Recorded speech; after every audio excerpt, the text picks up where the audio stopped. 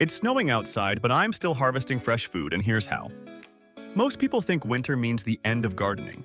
Frozen ground, short days, and empty beds make it feel impossible. But indoor hydroponics changes that completely. Hydroponics is a way of growing plants using water and nutrients instead of soil. Because everything happens indoors, you don't have to fight cold weather, frozen soil, or unpredictable conditions. This makes hydroponics perfect for winter. Leafy greens are the easiest place to start. Lettuce, spinach, kale, arugula, and bok choy grow fast and don't need much space. Herbs like basil, cilantro, parsley, and green onions also thrive indoors and can be harvested again and again. You don't need an expensive setup to begin. A small countertop system or a simple container with water, nutrients, and a grow light is enough to grow food all winter long.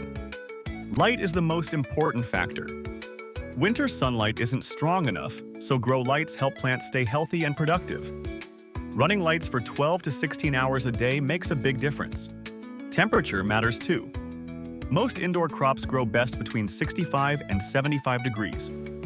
Keep them away from cold drafts and heating vents, and they'll grow steadily.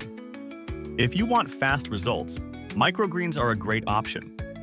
Crops like radish, broccoli, pea shoots, and sunflower greens can be harvested in just a week or two.